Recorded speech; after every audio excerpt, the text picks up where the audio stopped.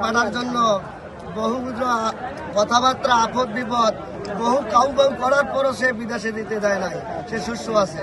ওরা বলতেছে মা খালেদা জিয়া